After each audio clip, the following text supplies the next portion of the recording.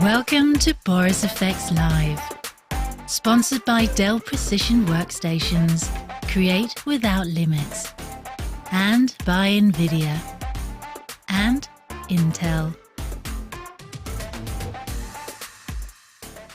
Hello, and welcome to Boris FX Live. It's your look into all things Boris and beyond. I'm Ben Brownlee, and we have a huge show for you today. We're taking a look into the broadcast world and sneaking our way into the closed door of the edit suite with two veterans of television. And this is obviously another truly international show. I am here in autumnal Denmark, and joining me in a moment from the warmer climes of the west coast of the US will be Stephanie Filo, an Emmy and Peabody award-winning TV and film editor. Slightly close to home, we'll also be talking with Dan Trelfer, producer and edit producer of comedy, entertainment and factual programming in the UK. And obviously, as always, in mission control on the East Coast, we have Brian Fox, who will surely be poking his head in at opportune times. But that time is not now. No, this is our time down here, because we are live. I want you to get involved too. And here's how you can. It's not your time, Brian. It's not your time. It's our time. So I want everyone to be involved as well, because we are live, as you could possibly tell. So here's how you can be live, or here's how you can be involved, I should say. You can ask your questions to both Steph and Dan by going to borisfxlive.com, or if you're watching on YouTube, then head on over to the chat box just over there. I was pointing in the wrong direction.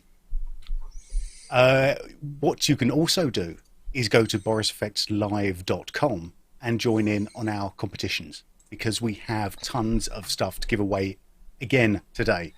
So go to borisfxlive.com, scroll down to the bottom of the page, as Brian is doing here, and you can enter the competition there just by entering your name and email address down in the bottom.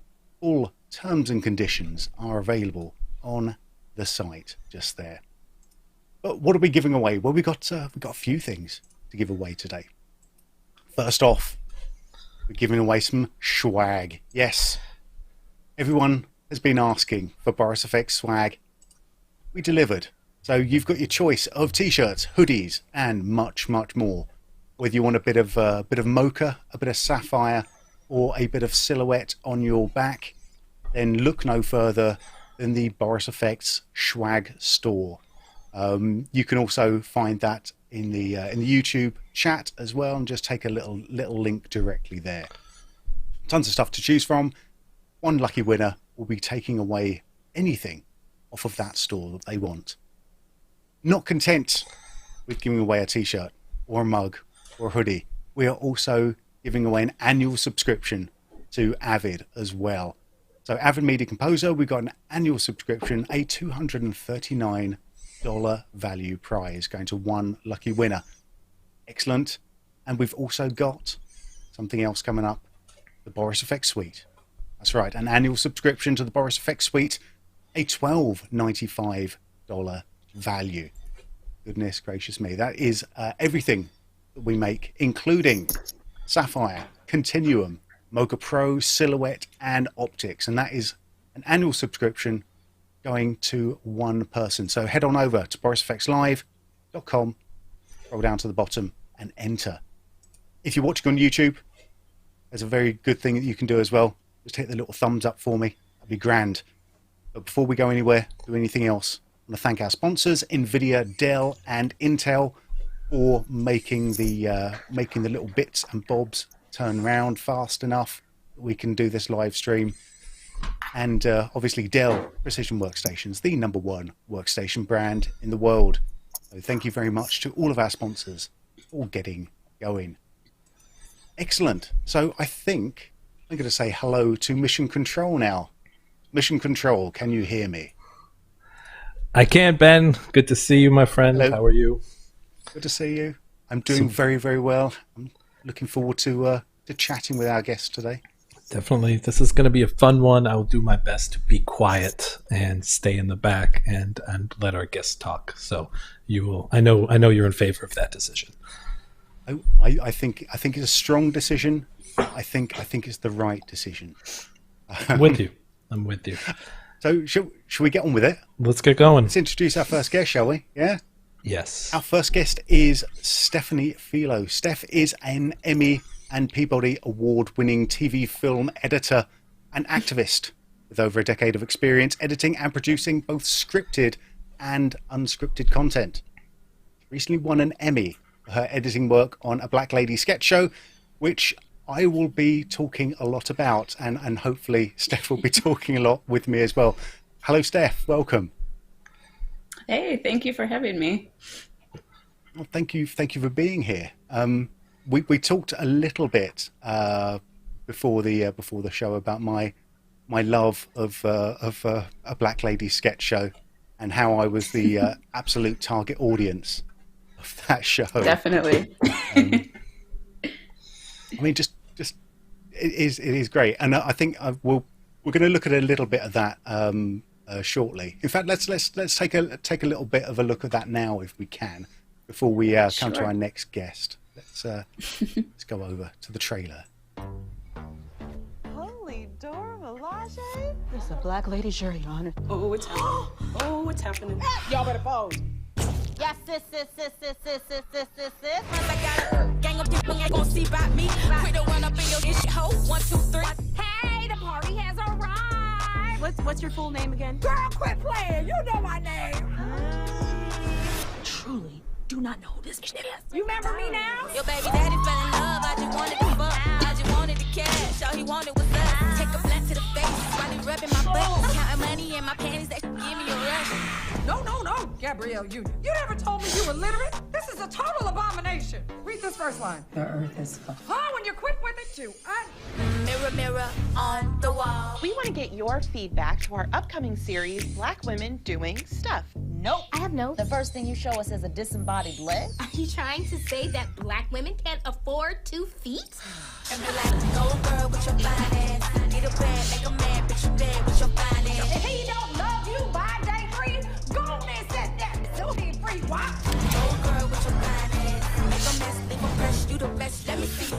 Is that a real baby? Yes. Oh, okay. I didn't know. Where would I get a fake baby? Done that. All I'm saying is Black Widow should have been played by a black woman or a spider.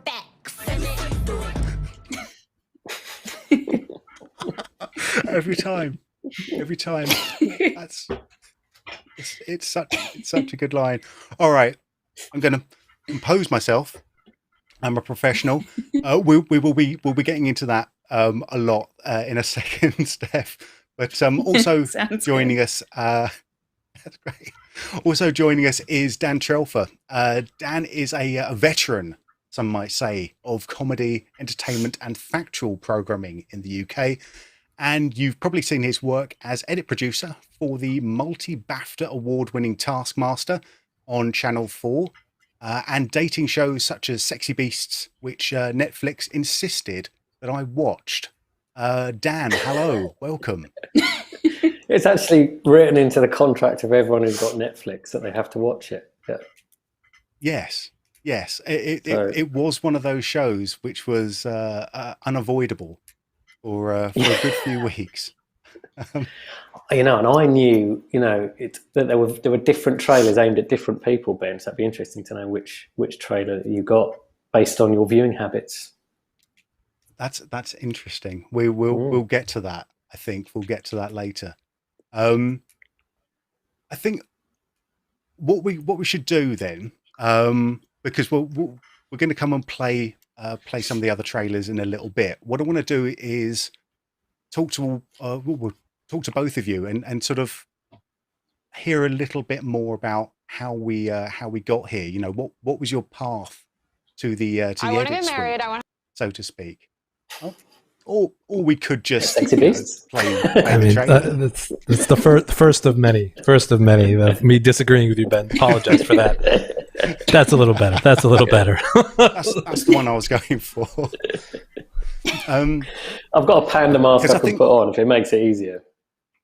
Actually, that probably would make it easier for me. That would be very good. You massively called my bluff there. Oh no. Because you're both, as I said in the intro, Steph's in LA and Dan, you're in London, and this one of the things I want to get down to during this little chat is actually sort of see some of the kind of differences between those two paths. But I think what would be handy for me is to kind of hear a little bit about your backstory. So if we start with Steph, how have you ended up in front of that edit system that we see in the background? Well, so I didn't know that editing was a career path when I was younger. I basically saw the movie Seven, probably in like middle school or something, which I think is super inappropriate probably at the time. But I saw the movie Seven.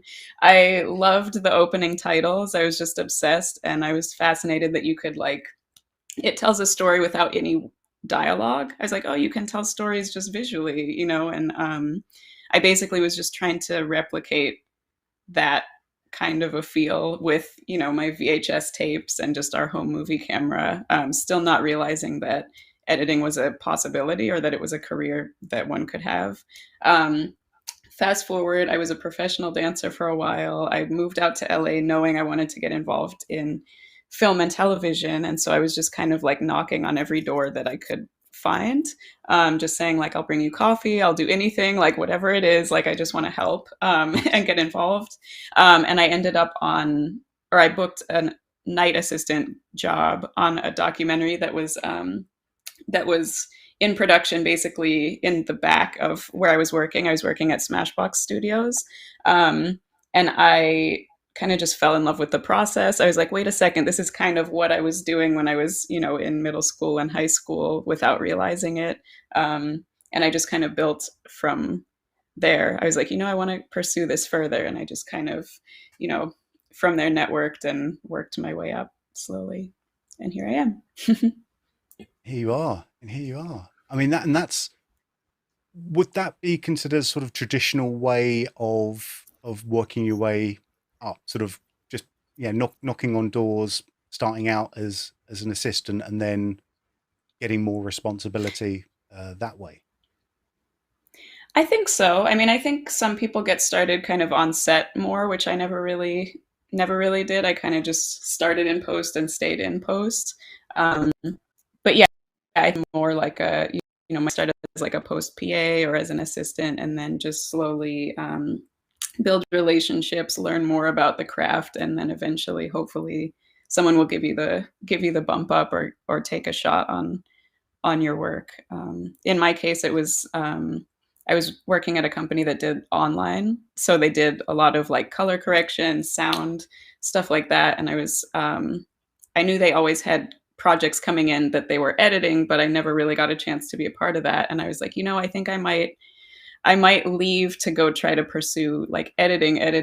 And they're like, no, don't leave. Like, we have something coming in. And it was a documentary basically about the 2000-Year-Old Man sketch with Mel Brooks and Carl Reiner from the 60s and 70s. And I was like, yeah, of course, I would love to take a stab at editing this documentary. And it was just super fun. It was such a cool experience to like work on something with them. I was like, oh, I can just retire now because I'm obsessed with Mel Brooks.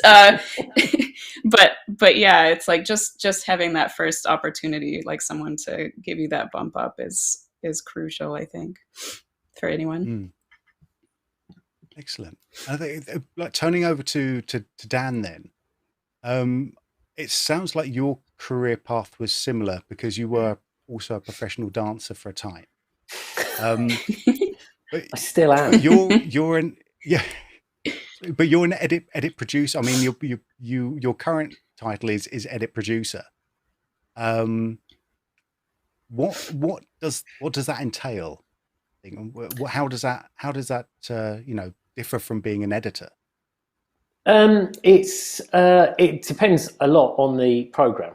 So, for example, working on Taskmaster at the moment, I work with the editor to cut down the big 3-hour record that they've done at the studio to the 47 minutes that we're allowed.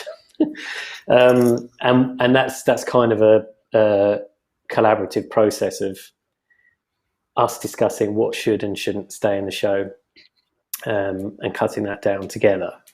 But obviously the editor, I'm quite deferential to editors on that. The ones that I work with are vastly experienced and brilliant at doing these studio shows. So I have that, and then obviously part of the job is also to liaise between the executive producers and also people at the channel and lawyers at the channel as well, which all those things have a bearing on what we're allowed to show on television. But then when I work on other shows, for example, as you mentioned, Sexy Beasts, or I've done children's shows, I'm in the edit writing the script for a voiceover. So not only am I working with the editor collaboratively to decide what's going to go on the show, I'm also writing the script at the same time and voicing in that script as a guide voice so that they have something to work with and to work their incredible magic and make my terrible jokes look like they might actually be quite funny. There we go. I think I want to come back to that stage of it again a little bit later, but I think to start with, how did you get into your chair? Then what was your process? Yeah, I did student radio at university, and which I really loved, and that helped me get a job in sort of part-time job in local radio. That was going okay, but I was looking for something. I wanted to come to London. I was looking for something a bit more, and I was interested in TV. And I just applied for a job as a runner, as a sort of gopher, I guess, in America they might call it. I don't know. The sort of the lowest rung in television at a TV studios, and I was just, I don't know how I got it. Lots of people applied, and I got the job. So I don't know why, but I did. That was my start, and then from there, that was obviously just doing the job of making teas and coffees, filling fridges, looking after talent when they came in, doing it, anything that needed doing on a day-to-day basis at the studio, reception work, everything. And then from there, I managed to get into a production company called Avalon, which does a lot of comedy and is also a management company that has a lot of comedians on their books. And they'd done a lot of TV shows that I really liked. So it was brilliant to get a job with them on a sort of a comedy chat show with a comedian called Frank Skinner, still as a runner. And then, but that got me into production. So I started working on different productions involving different things. I did sports stuff, I did comedy stuff, archive programs. And I just, a bit like Steph said, really, I just worked my way up. And then finally I was working on a show called Britain's Favourite Christmas Songs. And that was a 3-hour spectacular of Christmas joy. And so we had 3 edits running on that, and they gave me the chance to be an edit producer in one of them with a really good editor called Mark Heisman, who was able to ease me into that job and to politely tell me never to touch his keyboard and to slap me when I did things wrong. And again, a bit like Steph, the moment I got in there, I was never massively in love. I enjoyed production and TV, but I was never massively in love with it. But once I got into the edit and I was able to write things and have that collaborative process with an editor, I went, oh, this is what I like doing. And I have produced stuff and I've done a very, very tiny bit of directing as well. But this is by far the best thing that I enjoy. So these are the jobs that I kind of aim to try and get. Oh, well, I think because both of you have had experience with comedy, but very different types of comedy. I think we'll sort of explore that a little bit. But before we do that, I think we should have a little look, because not everyone knows Taskmaster. Taskmaster is now in the US and has become a global phenomenon. But just for the people that don't know what Taskmaster is, let's take a quick look at it. In just a few moments, you will witness 5 comedians as they tackle tasks for me. This one involves 3 aubergines. What? Your time starts now. This is going to be incredible. Oh, you're clever, man. I'm not going to get points off for being boring, am I? Feels like it. I thought I was being genuinely clever. I've never seen a gameplay like that.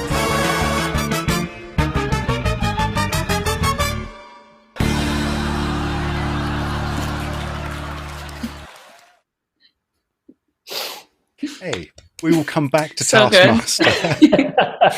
Because Steph, do you know Taskmaster at all? Have you watched it? No, I need to. I'm excited to watch it now that I've seen the trailer, but I didn't know it was in the States yet. So, well, let's. I mean, it's not so scripted. We'll come to scripted comedy in a sec. But Dan, can you give us like a 30-second elevator pitch for Taskmaster? So 5 comedians in a studio are set ridiculous and pointless tasks. They are filmed doing that. They are then edited together, sometimes separately, sometimes just individually. And then Greg Davis, who's the Taskmaster, rips them to pieces for their terrible attempts to complete the tasks, or occasionally congratulates them on being geniuses. Excellent. That sounds like a yes. That sounds like a good Tracy. So it's not so much a scripted show as an amazingly unscripted show. Yeah, very little but I'm scripting thinking, in it. Yeah. But the I have a lot of family in London who are obsessed with that show as well. So thanks for that. That's nice. I've heard it's amazing. It's been responsible for some of the biggest and some would say most inhuman laughs that I've made probably in my life. So definitely check it out. But that's another thing. I'm going to put a pin in that and come back to the editing process. And I actually want to start with Steph on this, and talk a little bit about the process of editing sketch comedy, and some of the sort of interesting sort of maybe non-traditional things that a Black Lady sketch show actually is doing as well. Can you just actually just talk us through a little bit of the process of that, Sure. and when you came to the show? Yeah, so I came onto the show for season 2. I didn't work on season 1, but I was obsessed with the first season. So I definitely at least kind of knew what I was getting into. But usually on the show, our dailies will come in. We have a grid that says every sketch that's being shot, and so it's kind of like a free for all. There's 3 editors, so we might be finishing one sketch one day, and then we see like, oh, tomorrow this one is coming in. I'm going to grab that before someone else does. It's kind of kind of like, oh, I really would like this one. But each sketch is so different, and there's 45 sketches, I think, from season 2. So it's like you're doing 45 different short films, and you kind of have to see what the genre is that the sketch is in, right? So it might be horror one day, it might be like a rom-com one day, or like a biblical sketch one day. So usually like that morning or the night before, like I would kind of watch something that was in that vein, where I'm like, okay, tomorrow I'm doing like a horror sketch, right? So it's like, I'm going to watch Saw tonight.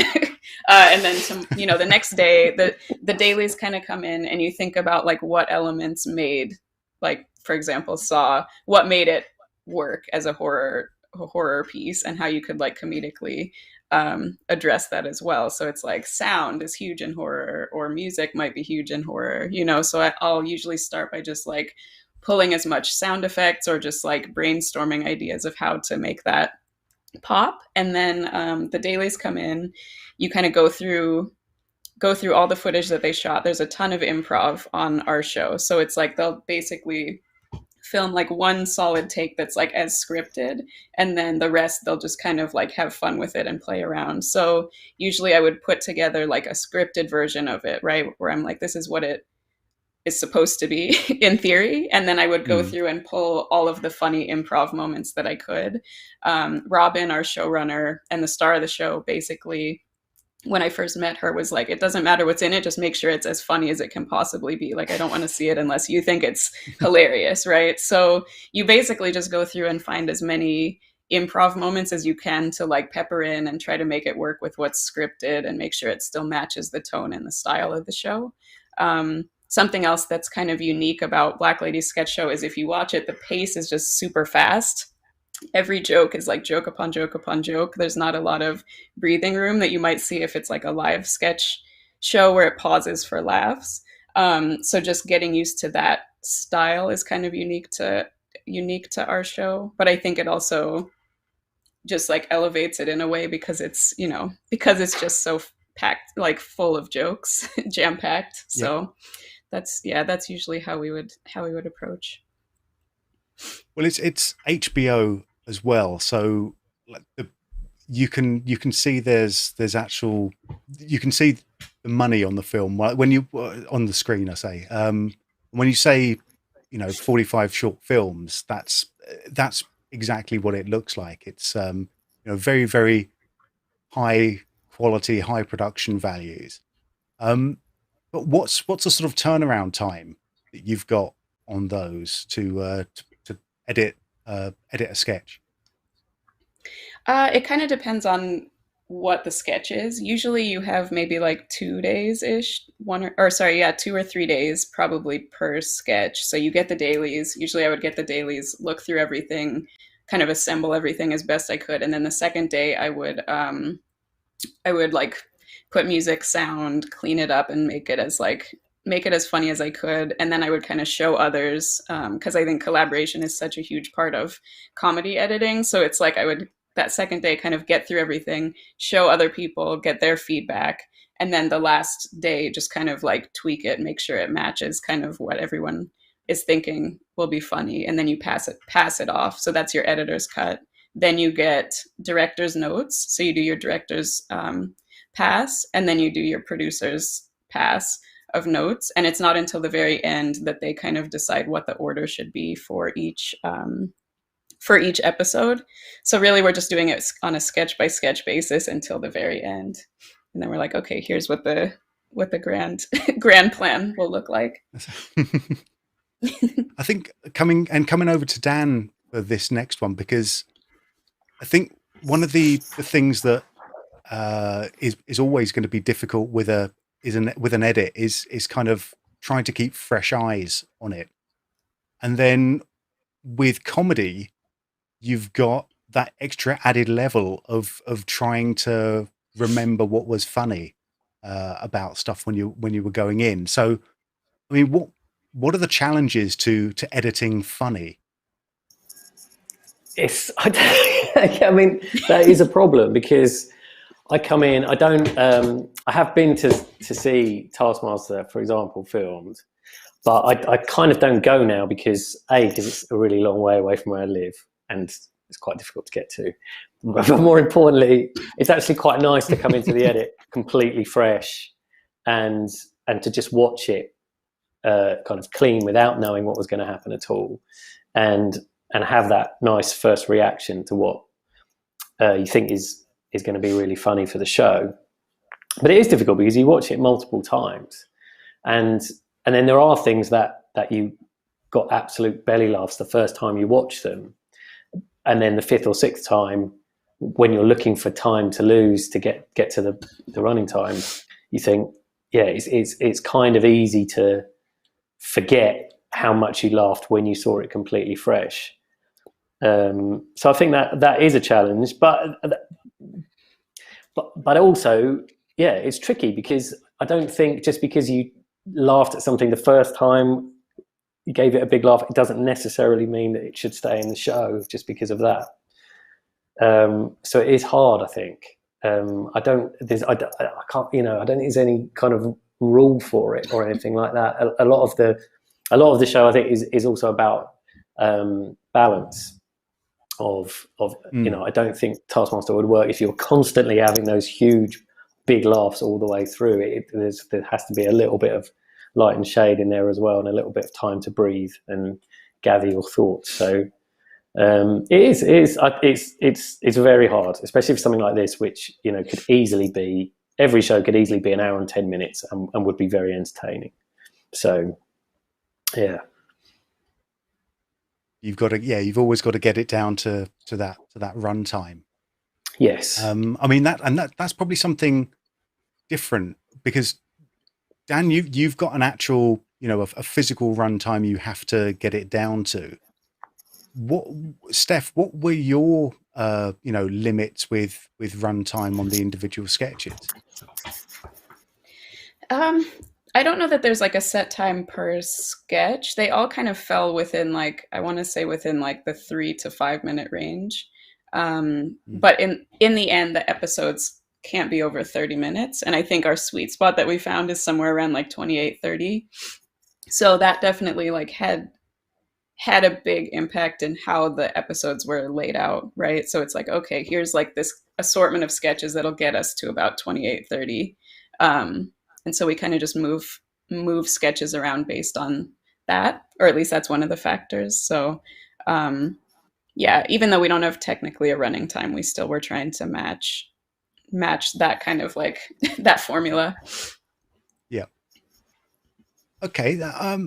That's actually really interesting. I've got a couple of questions from chat though as well. And this one's to Steph to begin with, because you were talking about sound design earlier. So the question is, how much do you use sound design to augment cutting for humor?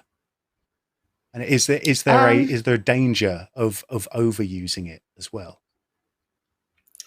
Yeah, I think you can definitely overdo it. I'm a little obsessed with sound design personally. I've always just been super obsessive and perfectionistic about sound. So a lot of a Black Lady sketch show, yeah, you would see a lot of sound design in there, but Robin would sometimes have me dial it back, because sometimes you know, you might get a sound effect in there that you're like, okay, this is like a comedy effect, right?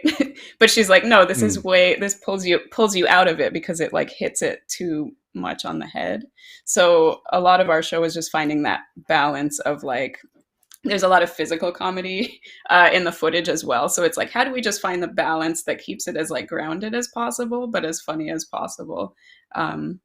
So yeah, it varied depending on the sketch. There's one called Sit Down Somewhere, which is the one, I don't know if you've seen it, but it's basically a girl trying to find a spot in the high school cafeteria on her first day in high school. Yeah. But it's basically set up like a competition reality show. There's a lot of VFX in it, a lot of just like sound design, like whooshes, cymbals, like everything everything you can imagine. So yeah, it just depends, I think, per sketch would be the answer. Okay. And same sort of question to Dan, obviously, because with Taskmaster, you're not so much you don't have any kind of big drop-in sounds per se, but I do think that some of the funniest bits of the show have been sound based. Could you just talk a little bit about that and how you and the team sort of approach sound there? I think I have to say that the sketches are cut before I come onto the show. So, or the sketches, the VTs are cut before I come onto the show. And then once I'm on, we inevitably have to make them a little bit shorter and compress them and try not to ruin them. But you're right, the sound is important to Taskmaster. Every series has new music composed for it, usually on a theme. Every series has got a different a theme to it. I've had Americana themes, and we've had Russian and sort of classic Hollywood and all kinds of things. So each series has an important theme, and then the music in that has got the stems for each track for each VT are there's loads of them. It's a really big timeline for the editor to deal with, and hitting those beats for the funny things that happen in the VT is really important to the show. There's a lovely bit on the series that's going out at the moment. I don't know if this bit's gone out yet. There's a lovely bit with a comedian called Alan Davis, and he's just sitting there, and for some reason he's which I won't go into, trying to stick two googly eyes to his chin. And just a lovely bit of sort of plaintive violin music. It just gets to that point as he's sitting there staring off into the distance with two fingers on his chin. And that stuff is really important. And obviously, by the time we get to it, it's vital not to ruin that while we're compressing that to get to the time that we want to. So, but as you say, in terms of sound, there's lots of sounds. There's always a whistle to end each task, and there are sort of classic Taskmaster noises and things. Yeah, there's a lot of bird noise, which there's a lot of accidental noise of birds making noises at strange times and things like that, which just adds to the kind of realness of the show, I think. Yes, that's about also humanity making noises as well. I think that's the other thing. Accidental human the opening, noises. Yeah, I love that each the opening to every show, the titles for every show changes every series with clips from what you're going to see in the series, which I really like. It feels quite old school. I don't think a lot of shows do. I used to do that a lot, I think, when we were growing up then. But I'm not sure how much they're doing it now. But I really love that, and it is all Generation just made Z, up. so I wouldn't know. Yeah, sure.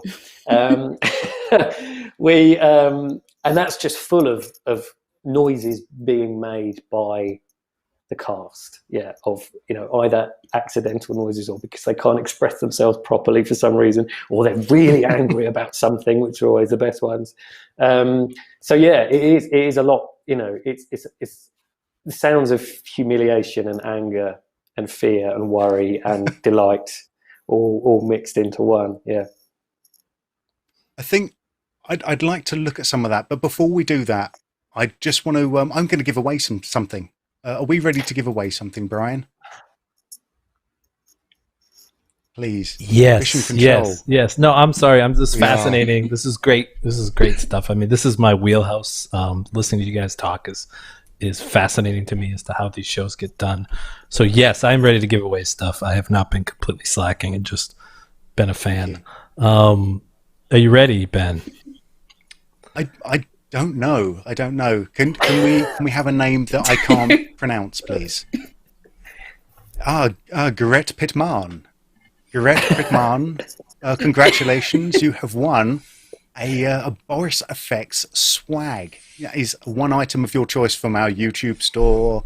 So if you are watching on YouTube, you can have a little look and see what you can choose between. We have t-shirts, we have hoodies, we have bum bags, or as our friends over the pond would say, fanny packs. We also, which is such an amusing word for me all the time. But we also have mugs and stuff for ladies as well. Congratulations, Garrett. Nice work. Congratulations, Garrett. Nice one.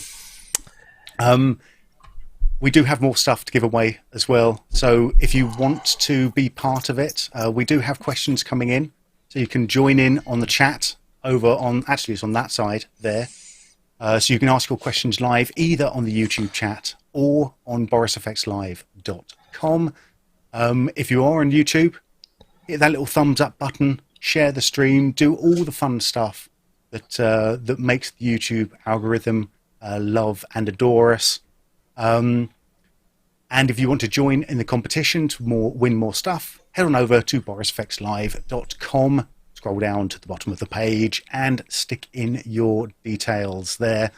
All terms and conditions are available on the website. All right. I think before we move on to our next section, I want to show some stuff that these guys have been making. Shall we start with? We're going to start with Black Lady sketch show. We've got to. Here we go. Here's a sketch from Steph. How are we the only ones not being served? What are we, a bunch of lepers? Maybe it's a blessing. I heard somebody found a locust in their salad. That's disgusting. This whole situation is mad disrespectful. I can't believe they put us at a kiddie table. There's plenty of room over there. They're all sitting on one side. Word around the manger is they resurrected this table from the trash. I don't even know where they got it. I've never even seen a wooden folding table before. I don't think they would want me over there anyway. They won't say it, but I don't think the apostles want to hang with a hoe. We should be at the big table. Ex-hoe. Yeah. No, I'm an ex-hoe. I haven't seen sexism like this since the Leviticus TK's stand-up show. Look at this. This isn't even a real tablecloth. It's just a long sheet of papyrus. If Paul calls me a disciplet one more time. Well, you know I'd rather cut a baby in half than gossip. But I heard Paul's real name. Saul. Paul must be in the Witness Redemption Program. You think he's the Saul that got Christians stoned and not in a puff pass way? Girl, you didn't read it on my parchment? But yes. I wish they would let go of my sins as easily.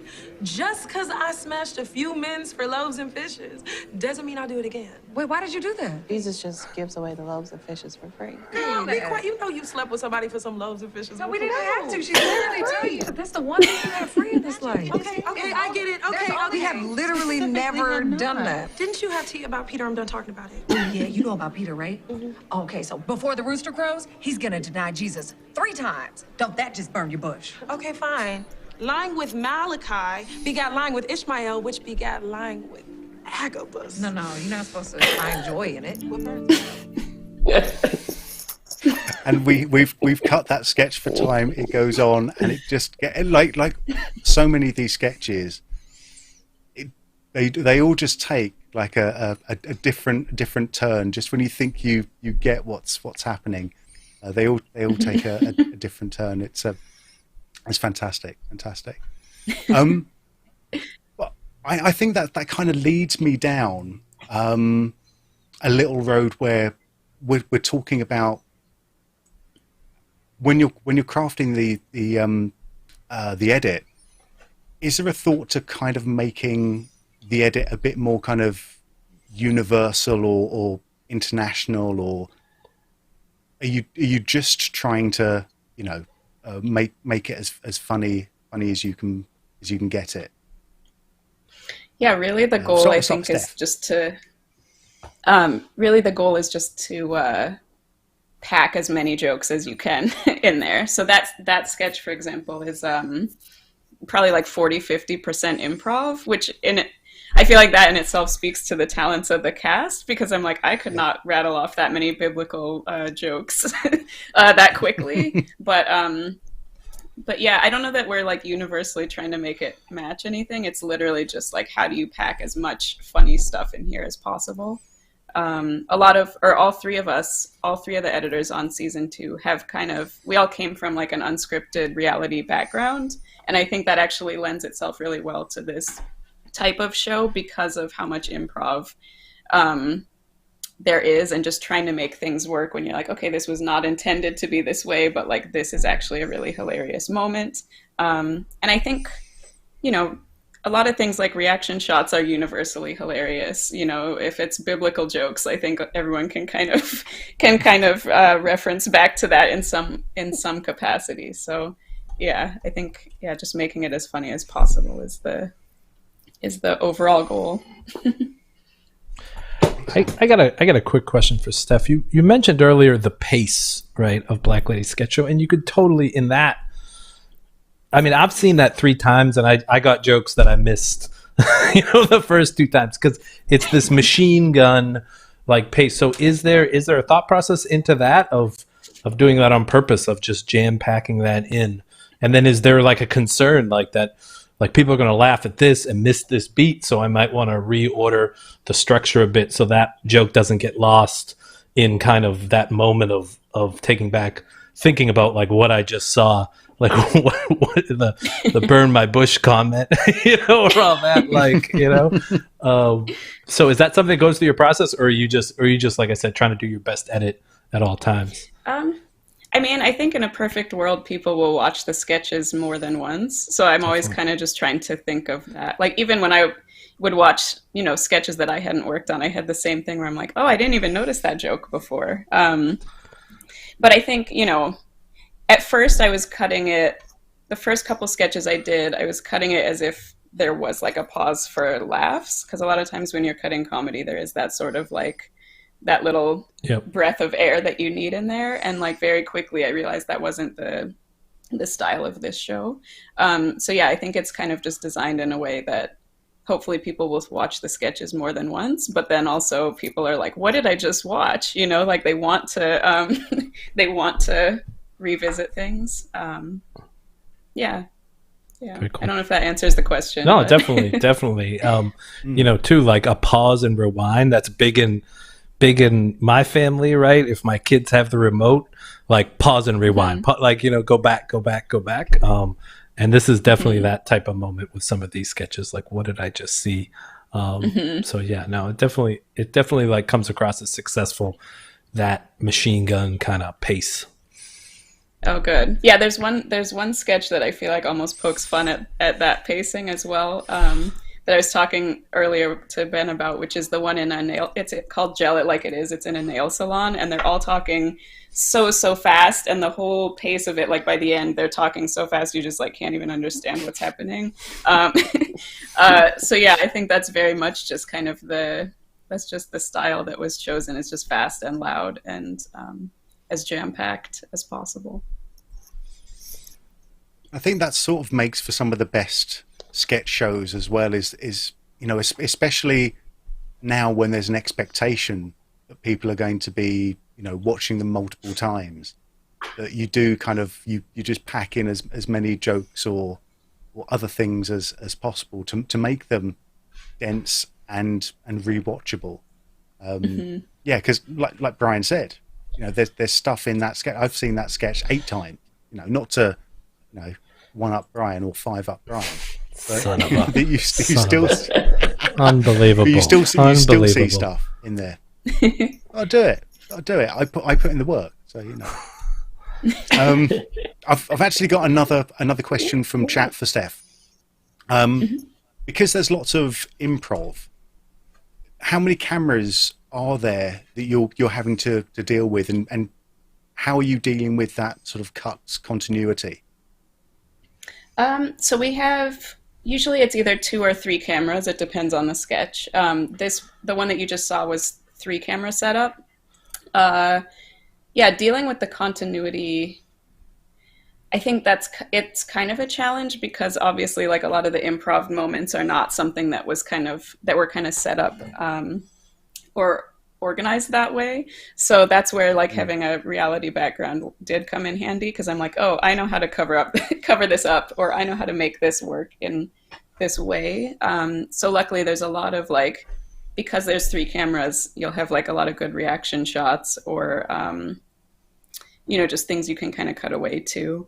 I know for that sketch, for the Last Supper sketch, the visual style was supposed to be like the show Succession. I don't know if you've seen that, but it's basically just a fast handheld, like zooming in, moving around. But not all the cameras were set up that way. So, trying to make the continuity match also had to deal with making the shots match, making sort of a fake handheld feel for things, or like adding kind of digital zooms just to make sure that every single angle matched. So sometimes that's a bigger part of the challenge, is just making sure visually it's like cohesive and matches the tone. Yeah, I think, and Dan, you probably got sort of some similar challenges because you're working with the studio shoot, and also cutting to the VT. How is that handled in Taskmaster? I think quite lucky in Taskmaster in the studio. I don't know I'm not sure exactly how many cameras, because I think it's changed, but we might have maybe 12 in the studio, which is a high number to have for a studio show. So we're very well covered for cutaways for all the cast members.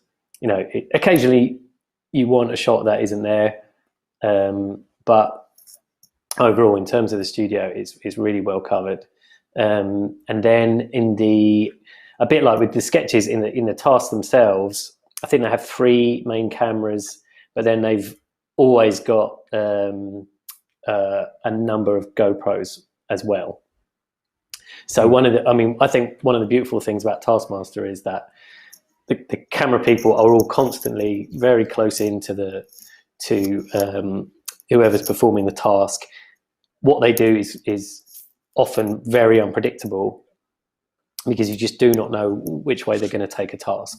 So they have to be very nimble and on their feet. But one of the beautiful things of Taskmaster is that you do not see the cameramen, or the camera people rather, and you do not see you might see the odd GoPro occasionally, but it's all painted out afterwards. And so that's really part of the thing that I think makes it look so beautiful, is that the editors have done so much work to make that look naturalistic, as if this one person is sort of completely alone in whatever setting they're in, whether it's inside the house or outside on location. Alex Horn, the presenter, is off camera sometimes a bit on camera, so you might hear him, but generally there's that real sense of they are alone at that point, and they have got to solve this task in 15 minutes, which it's covered so beautifully and with incredible camera work. I've got fantastic director on the show, Andy Devonshire, who's just a genius, and so yeah, I think we're very lucky on Taskmaster, and being 13 series in, they kind of know what they're doing, and it's covered really well. Yeah. Yeah, I think that style is actually, it's very powerful as well as a viewer. You do kind of get sucked into it, and it's kind of it looks well. Actually, let's see how it looks. Brian, have we got a Taskmaster sample that we can throw up so we can have a little look? Drinks on the table in the caravan without spilling a drop. Also, you must be clutching this teddy at all times. Also, you must not walk on the grass while holding drinks. fastest the time starts now. What? I've been accused in recent series of not being tough enough on the rules, and I am going to be ruthless during this series. And the thing I noticed in the rules is that you are not allowed to spill a drop. Before I see these, I want you to know that will result in disqualification. Right. Right, okay. Let's see what I have. Okay. Big credit, that. Oh no! One drink down. Bath mat, yes!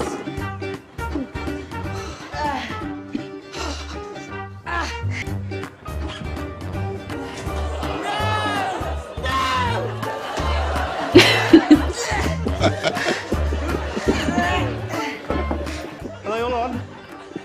Yeah, bar one. Bar two? Two? Think so. Oh,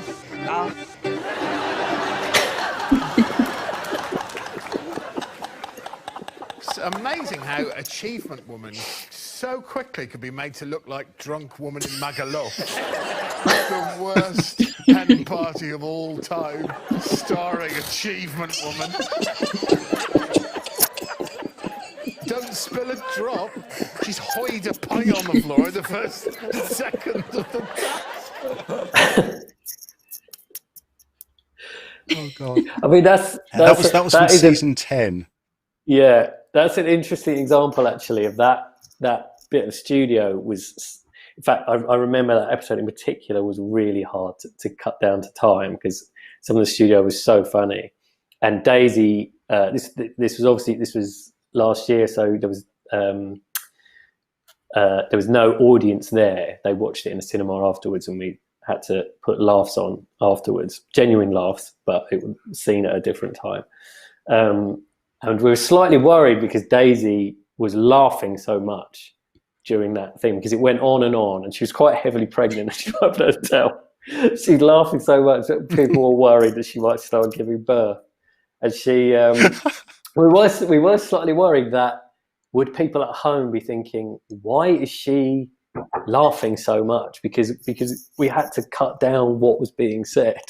So we were worried that it was just going to look like 5 comedians laughing and thinking how funny they all were together, which they were funny, but you didn't want it to feel that the audience being left out. So, but yeah, I mean, that talking about the coverage and stuff and the GoPros, that is a brilliant example that you just showed because of that glass of blackcurrant squash just slowly tipping. Just, you sort of think, I don't think when you're watching it, some people maybe the first time don't notice how early that started moving before it eventually falls. But it's such a beautiful thing, And you get, you just get all these ridiculous coincidences of things that you just couldn't predict. There was a really lovely bit in an earlier series where one comedian, you had to put as much things as you could into a plastic bag without the bag breaking, and it was on a hook. And he took the bag off, and he's filled up his bag, and then he went back and to put it on the hook, and the hook was gone. And he didn't know where the hook was. And he started accusing, he thought it was like someone had played a joke on him, he thought the show was doing it, he thought it was another part of the task. And this went on and on and on. And then eventually, for his own reasons, he was wearing like a kind of safari outfit, like a hunter from the 1920s, and eventually realized that it was on the lapel of his jacket. And when he went back and looked in the rushes, there was a bit where he walked past the hook. He just unclipped it without knowing. It's just hanging there. And he was just looking everywhere. But by the time everyone looking everywhere, everyone else can see where it is.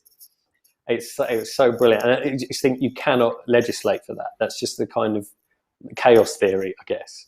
So, yeah, that's what makes it special. Yeah. So those little moments that just crop up, the natural moments, and that's probably that's the skill of the edit and the editor is finding those moments and almost picking them up but working backwards to actually heighten the comedy. Yeah. And the hook one was great because it took the audience different lengths of time to notice it. Because when I first watched it, I just thought, oh, he's just looking for the hook. It took me the audience and the laughter. Some people have seen it much earlier and are falling about laughing. He's looking around for a hook that's attached to his shoulder.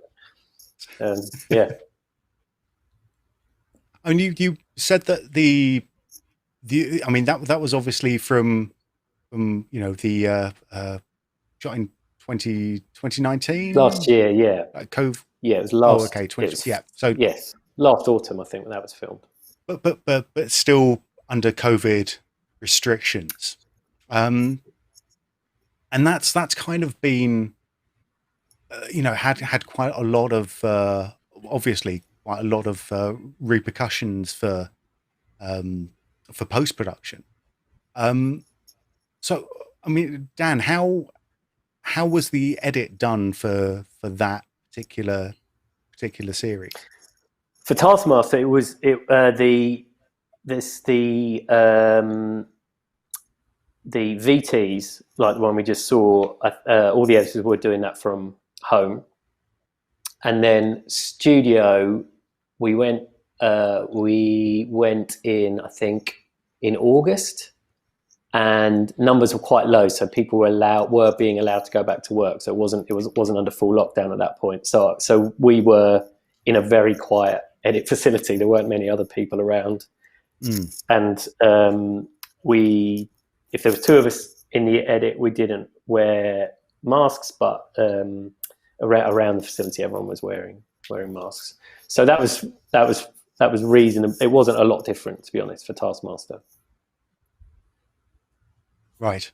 I mean, Steph, how has that affected you? Are you working remotely, or have you been working remotely, or are you back in?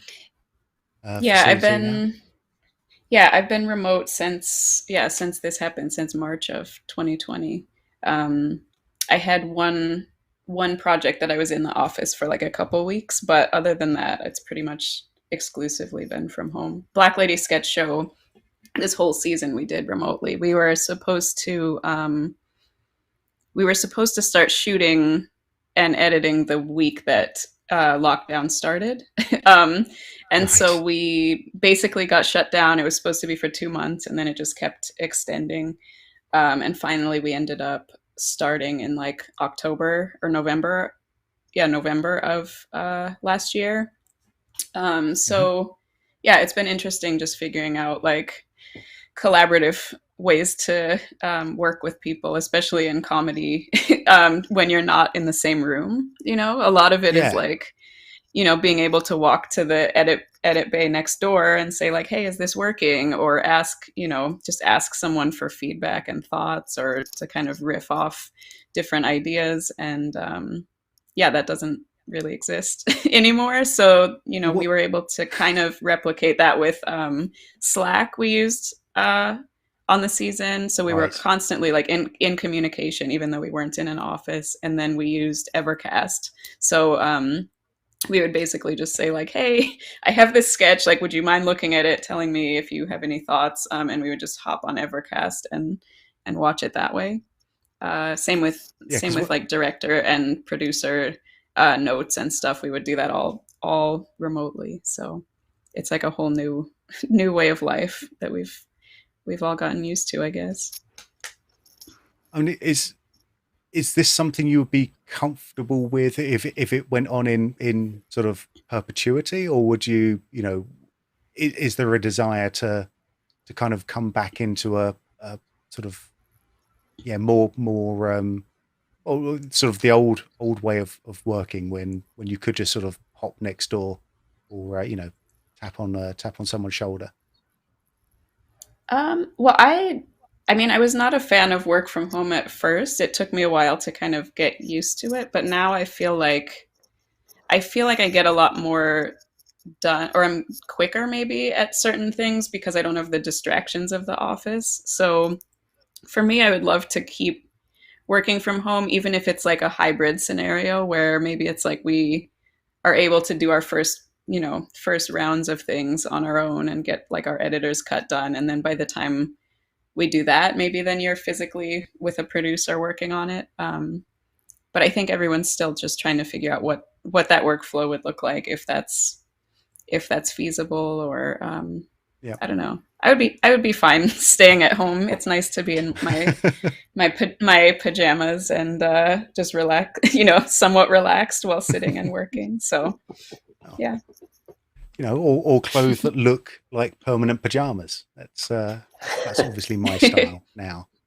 I think I want to pivot again, but before we do that, I want to give away some more stuff. Can we do that, Brian? We got more stuff to give away. We do. Give you 1 second. Okay. I feel like giving away something Avid, if that's possible. Yes, 100%. Okay. There we go. So we have an annual subscription to Avid Media Composer going all the way over to Megan Thomas. I was going to do my hilarious joke of mispronouncing their names, but I will just say congratulations, Megan. Well done. Congratulations. You have won the annual subscription. Congratulations. There is still time to win our big Boris FX Suite prize. We have an annual subscription to the Boris FX Suite. That is everything we make, including Sapphire, Continuum, Mocha Pro, Silhouette, and of course Optics. How, Ben? How do we win this? I hear you cry. Well, it's easy. You head on over to borisfxlive.com. You scroll down to the bottom of the page and you fill in your name and email address in the little box that's found there. All terms and conditions apply. That's all there is to it, really. If you're on YouTube, there's nothing to stop you from heading on over to borisfxlive.com, entering, and then going back to YouTube. And obviously, as you're there, you just want to hit the little thumbs up button and give us a little like, because it costs you nothing and it helps us out immensely. Why does hitting that button help us out immensely? It is not for us mere mortals to understand this. It is just for us to do it. We don't know. We have no idea. We don't know. We just know that it helps. It's congratulations. I sometimes Megan. think it's like cargo. What's it called? The cargo cult. Sometimes you just want that like. Thank you to our friends from Avid. Megan. Thank you. I'm trying to keep that on track. Thank you to our friends at Avid for generously donating 1 year of Media Composer. Thank you. And listen, let me butt in for a second. And good Lord, Steph, what is happening behind you? Congratulations. I have official Edit Suite envy. My Lord, is that a Cintiq like down there? Like what do you have going on? Oh, I was an Avid editor for many years, and I have been in many Avid Suites, and I have never seen that. So that is oh, really? Insert explicative here I love that. So you have your timeline on the Cintiq, and then that massive monitor is your bin monitor. It's great. That's great. Because usually I would have like 3 monitors, but because of the Cintiq, it basically acts as your third monitor. So since I'm remote, I have to have 2 monitors. So I have this like oversized extra wide monitor. Love it. As you can see. That is a nice setup. Like I said, I have yet to see the timeline Cintiq. That is pretty baller. So awesome. All right, Ben, that's it. I will go away. Really handy. No, that's good. No, I like that. That is that's something I'm going to try because I think it's awesome. I've just been using my Cintiq to work as my standing desk. Because of my old man back. But there we go. That's something for another day. Right. Anyway, let's get us back on track. What do we want to pivot to now? Oh, I know what we want to pivot to now. We've been talking about series that are a little bit established, so that the style of the show has kind of been established a little bit there. You obviously bring your own flavors to it, but there's a style that goes through, develops, but there's something different about coming to a show fresh, whether that's a pilot or a first season of something. And I want to use this as an excuse to play the Sexy Beasts trailer if we can, because we're gonna pivot off of that. I want to get married. I want to have babies before I'm like 26. Do you have health insurance? Welcome to the strangest blind date ever. Hey, how you doing? Damn, how you doing? Could you fall in love with someone based on personality alone? What is your ideal woman? Personality, for me, is everything. Ass first, personality second. You're the best looking devil I've ever seen. This is really weird right now. Would you count this as a weird experience for you? Cheers. So I like your fin. So what if I pick you and I'm not what you expect underneath? Oh my God! I've kissed this girl and I don't know what she looks like. I'm literally just like in love with the moment. Pull. Oh! Whip it.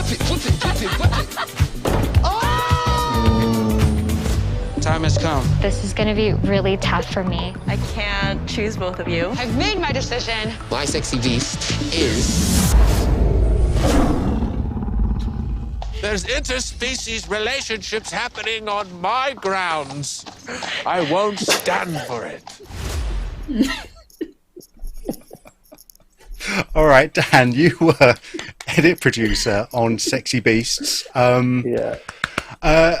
Sexy Beasts, I feel that I should sort of say that it seems that it comes from this tradition of snarky but ultimately caring British dating shows, like, even going back to the 80s and Blind Date and 2000s with The Villa. So it's how was that process of taking something that definitely has a very British flavour to it and turning it into something maybe a little bit more international? Yeah, that was definitely one of the biggest challenges, I think, as well as it being something for Netflix and then obviously wanting it to feel very international. So it was a completely British crew. All the editors are British, and there were three other edit producers as well at various times on it. And we knew writing the script, that we were from fairly early on that we were writing for Rob Delaney, so that sort of helped. Because I always find it's easier to write if you know the person that's going to be saying the words. Because I can just listen to them in my head, and it sounds like something they'd say, that it's okay, and if it doesn't, then I change it. And so that sort of helped, although it was daunting because it's Rob Delaney and he's brilliant.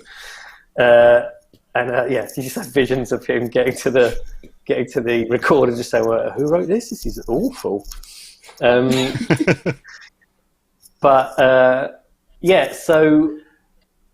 it was about keeping out any very British references was kind of the main thing. Trying not, we never wanted to be cruel to anyone on it. That was one of the keys as well.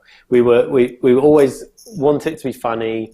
We wanted to laugh at moments, and we'd point out things that were funny, but we would always want to be warm towards everyone appearing on the show, and them not to watch it and go, "Oh my God, why are you saying these horrific things about me?"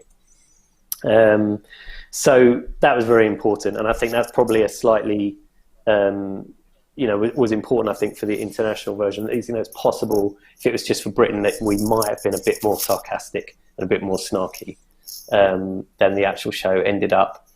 And then we also had, once we'd got a decent cut ready, we had a pass done by a proper comedy writer rather than just me, who'd suggest some other gags to go in, and then it finally went to an American writer whose name was Sarah. I can't remember her surname disgracefully off the top of my head, but she was very nice, and she had some fantastic suggestions. And she would also say when she felt that a certain word we'd used or a certain reference we'd made perhaps wouldn't carry, well, it might be known by a lot of Americans, but wouldn't carry completely across America. So we'd just slightly tweak a phrase or a word here or there. So it wasn't too bad. It was just about making it as inclusive as possible, about, you know, trying to make it as broad as possible. Yep. I mean, and how was the process of developing that style? Was that something that was locked in almost from episode 1 that then, you know, filtered down into the later episodes, or was that something you almost kind of found as you were going through? Yeah, I'd say a bit of both, really. I think I started off for the first few weeks. I was there was just one edit running, so we were starting to try and set a tone that hopefully all the other edits would then follow, as long as Netflix were happy with what we were making. But it certainly changed. It did change that. We sort of ran the edit from October last year. I finished at the end of March, but I think it went on for another few weeks after that as well, on the last couple of episodes.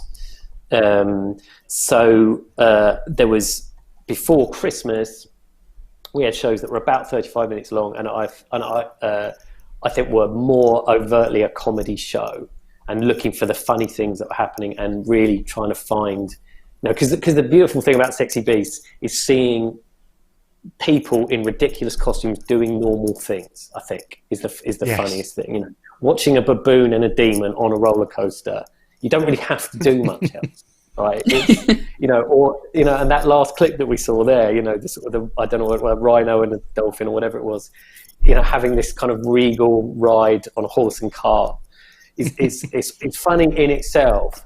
And when they talk normally as human beings, and they kind of forget that they're wearing their costume, there's a lot of humour just to be had in that. You know, the script didn't actually have to do a lot, because it's just the disconnect between seeing them in a crazy costume, but talking about how much they love their mum or something, you know, and how important family is to this shark, hammerhead shark or whatever. So those cuts that we were making in the lead up to Christmas were in length of sort of 35 minutes plus, and they were going quite well. But then after Christmas, Netflix said, right, we really want these to be tighter, and we want them to be closer to 20 minutes. And so actually that it moved from a more overtly comedy show, I think it was more like a comedy show that had dating in it, to a show that was a dating show with comedy in it. That's kind of how I would describe it. And because once you take it to 20 minutes, there's a lot of process in the show. You've got to meet every person on the show. They've then got to go on their speed dates. Those speed dates in the early cuts were all separate, so we spent more time on each date. So you spent a couple of minutes with each date separately, rather than all three being mixed in together. And then you've got the decisions, and then the second dates and the final decision. So when you compress that to 20 minutes, the chances for comedy, and especially for sort of more whimsical comedy, or, you know, riffing and slightly going off on a tangent, are reduced to nothing, really. So the show changed in that respect, and then once we've got that, then yeah, exactly, we all followed that sort of format, and we all tried to match the same tone. And once we'd recorded a couple with Rob Delaney, the feedback was coming back from him that he really liked it, and he was enjoying it, and he liked the tone that it was, and he was comfortable with it. So that all gave us confidence with, you know, as we finished off shows going forward. So were you finishing like VO a little bit at a time? So it wasn't just like a one day in the VO box just to do the whole series? No, it wasn't. We did essentially. It was 12 episodes, which were split up into 2 series. So I think that Rob did that in stages. And I think when we recorded the first he might have just done the first 2 or 3 shows, and then there was a gap for about a month until he was available again to do more. I think, I'm not entirely sure, but I know there was a gap between the first time that he started recording the voiceover and when he was doing other shows. So yeah, we were definitely getting feedback from him and stuff that worked with him, you know, so that he was quite, you know, he was happy to really go for the full comedy, and it worked, and Netflix were happy with how it sounded coming from Rob, that it didn't sound like that we were being nasty to the contestants or anything like that. So that was quite useful as well. Yeah, it's got to give you a bit more confidence that you're going in the right direction in that case. So. Yeah, exactly. Yeah, and the feedback from him was great. So Steph, you've obviously Black Lady Sketch Show, you came on season 2, but you've also been involved in pilots as well, and different styles of edit. And what are the particular challenges do you find to cutting a pilot? Is there more experimentation you can do, or is there more pressure on that episode? I feel like every show that I've worked on, that sort of first episode or the first couple episodes, it's like the hardest part of it is just figuring out what it is. You know, there's usually when you're on a pilot or when you're on like the first episode of a season of something, no one knows exactly what it's supposed to be, and there's sometimes too many cooks in the kitchen, so it's like everybody's giving feedback or like changing something. There's one show, it was a reality show that I worked on for like several months. It took months and months to get the pilot episode to like what it was supposed to be. We went through so many different rounds of notes and cuts and, you know, internal feedback, network feedback, and I think we delivered it like 2 days before it aired or something like that. Wow. Okay. So yeah, it is. Yeah, I think the first episode of anything is always probably the hardest, because at least once you're on the next ones, you're like, okay, they've tried everything and they've figured out this is what it's supposed to be. Right. Yeah. And the process of the offline to online edit, how much of that stuff do you handle then, Steph? I mean, that was a question from the chat as well. So what elements of online, like color correction and you know, the sound design do you actually do? So usually, like with any cuts that I do, I try to make it as polished as possible, because I feel like you get less notes when you get it as close to what you think the finished thing should look like. You know, in your final deliverables, you know, obviously any color correction that I do myself or any sound design that I do myself, someone's going to go and do it better eventually.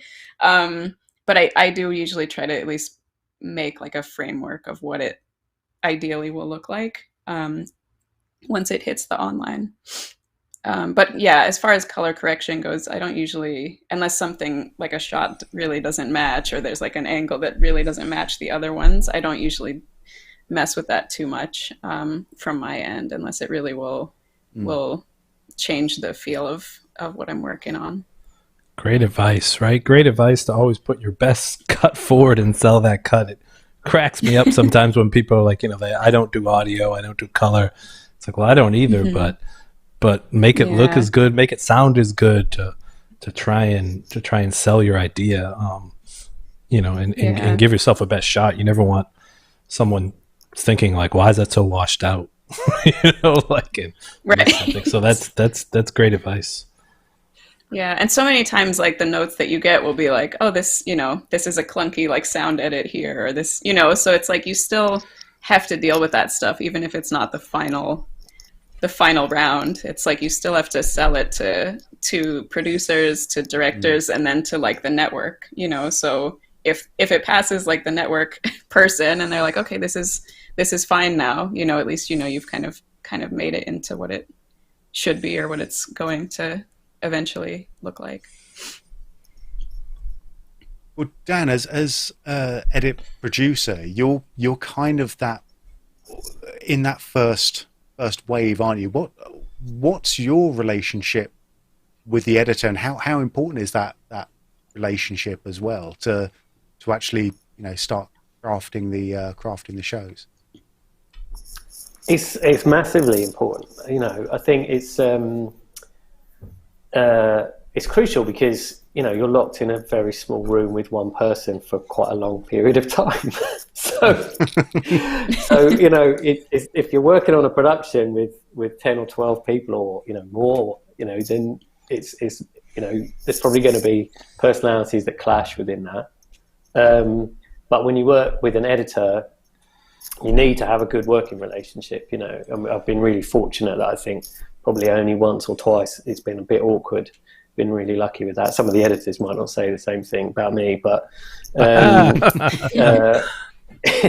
it's really important. So I've got a particular way that I like to work, but generally I prefer to follow the editor's lead on how they like to cut and work around that, because at the end of the day they're the ones that are really doing the magic to make the show come to life. So, and then I find if you do that, it becomes a really nice collaborative process, and that's really important. And if you can do that, you get a better show, and it goes both ways as well. I work an editor that I work with quite a lot called Half Funch, and she's become a good friend since we've been working together. We worked together quite a long time, and we work together on quite a lot of children's shows, which I'm writing the scripts for. And I'll write something, and then she'll go, "Okay, you ready with that VO now?" And I go, "Okay." So I'm reading the guide voice, and I always know if it's not good enough, because there's just this. She just stops, and there's just this period of silence, and she's got her back to me normally. It might be behind recording something. There's just this little bit of silence, and I'm like, "What?" She's like, she's like, "Right, I'll do it again. Fine." and that's how she gets me to change the VO to make it better, and it works. That's our relationship. So, and obviously, the more you work with someone, the more comfortable you are together, and you have a little shorthand. And especially with Taskmaster, I work with a lot of the same people for Taskmaster, and a lot of the editors on that. It almost becomes telepathic. You see a bit, you look at each other, you see a bit, you look at each other, and you just think, "Oh, we're taking this bit out, aren't we?" Yes, and it's gone.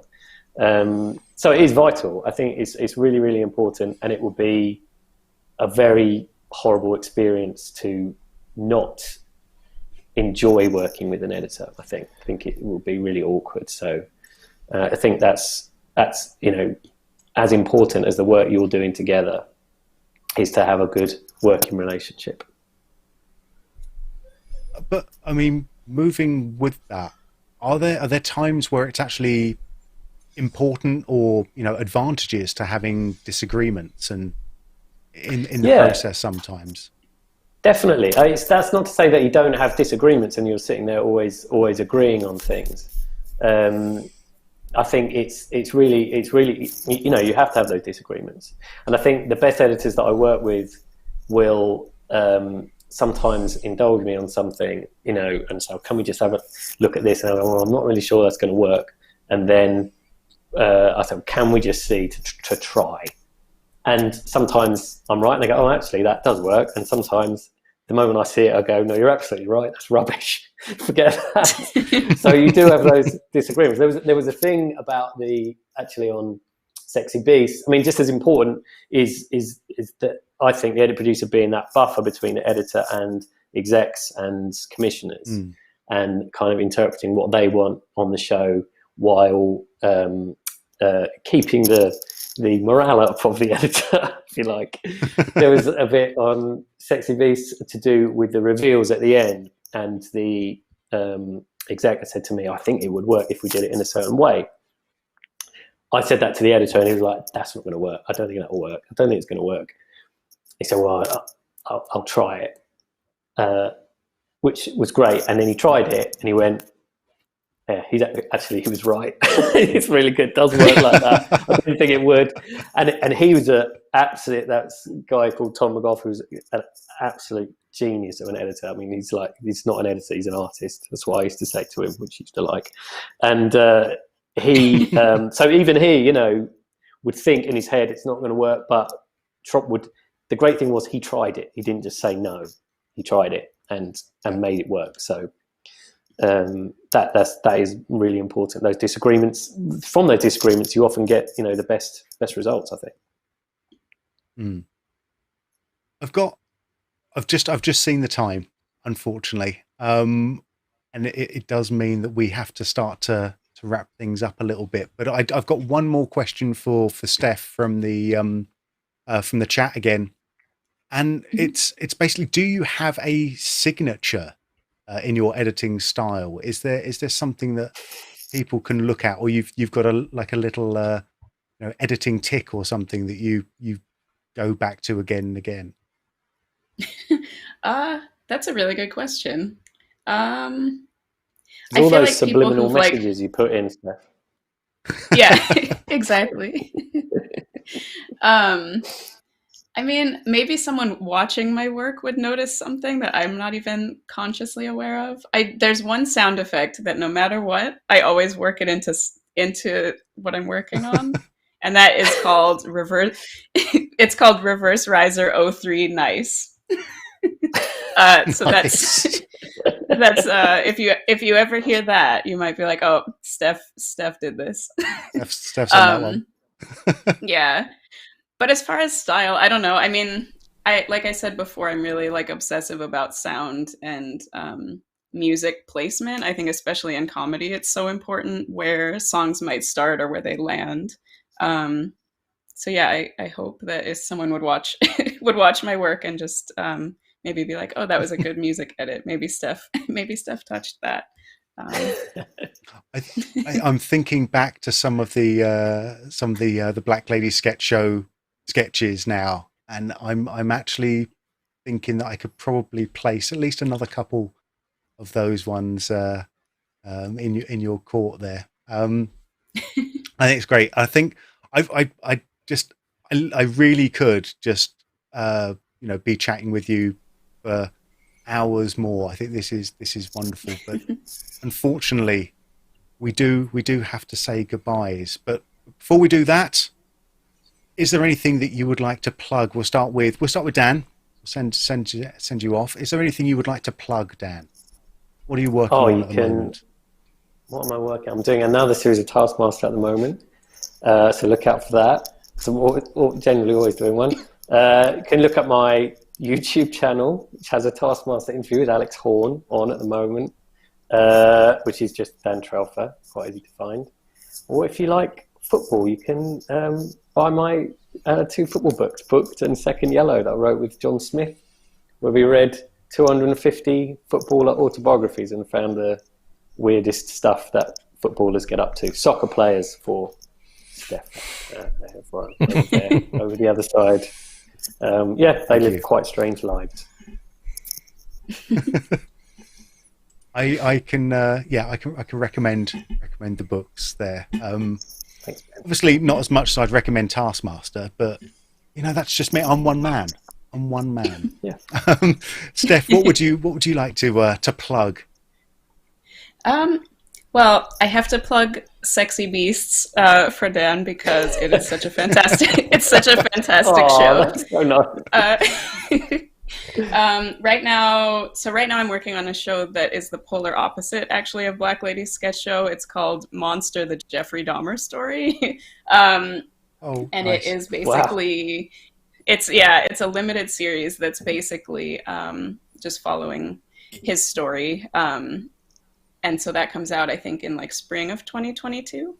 So yeah, I guess keep an eye out for that. I'm definitely ready for going back to Comedy World after this one because it's so dark. So keep an eye out for that. Definitely check out Black Lady Sketch Show seasons 1 and 2. It's a very unique show, so definitely worth a watch. And I think that's it from me at the moment. I mean, that is a sign of all of those versatility, Steph, to go from Black Lady sketch show to Jeffrey Dahmer documentary. You can literally do anything. It's well, I was like, I'm just gonna change it up a little bit, and then I got there and I was like, wow, okay, it's a lot darker than than in my brain I was thinking about. So yeah. I love how that was a surprise to you. Whoa! I didn't know. Well, there'd be a few more laughs. I knew it would be dark, but it's something about like once you're actually in it, looking at like the footage, you're like, okay, this, yep, yeah, gonna be you can't unsee things. I'll just say. Goodness. And on that note, thank you very much to our guests, Steph Filo and Dan Trelfer. It's been wonderful. Hopefully we can chat again at another point. This has been great. I had a few questions prepped. At the end of this, I've got more questions than I started with. So it's been really great. So thanks very much for your time. We will send you off now. Goodbye, everyone. Thank you guys. Goodbye Appreciate to our it. audience. Thank you so much. There we go. Our audience. Stick around, everyone, because we have the last little bit of Boris FX Live to go through. We are going to be giving away our big prize now. But before we do that, if you've liked what you've seen today, obviously give us a big thumbs up, but also head on over to borisfx.com and check out some of our previous live streams as well. We've done other industry focused live streams, speaking to guys who are working with trailers or the history of software. So we've got a bit of a spread going around there. We've been doing these for 18 months now, so there's a lot to check out. So either popping over to the website there, just as we're seeing, and all going over onto our YouTube channel and looking at our previous live shows. I'm not skilled enough to do that, Ben. I apologize. No, I know. I appreciate the effort. Yeah, I really do. Right. Live replays. There we go. All right. There we go. There's some nice ones up there on Boris FX Live. Apologize for that. There we go. That's all good. Yeah, there's a lot. We like to experiment a little bit with these live shows, and we've got some more stuff coming up soon as well. Let's talk about that after the prize giveaway. Come on, I've got people shouting at me now. Give away prizes, so I'm going to give away a big prize now. Are you ready, Brian, for this? I'm ready with going to give away the nice transition too. Look at that. Look at that. Oh, look at that. We are giving away the Boris FX Suite to Wilfred Icefield. Wilfred, congratulations. Well done. Congratulations, if you are Wilfred. Nice work. If you're in the chat, a wave. If you're not in the chat, you should be. You should be. Be waving. Wave, everyone. There we go. That's been great. So congratulations to all of our winners today. If you haven't won today, don't worry. We are going to be giving away some more stuff. Head on over to borisfxlive.com and you will find full details of our next live stream, which is going to be next week, I believe. Yes, sir. We've got a good one coming up next week. Ryan, tell us more about this. Next week is super excited about this. We're going to be streaming with Victoria Neese, who is Senior Product Manager for Motion Graphics and Video at Adobe.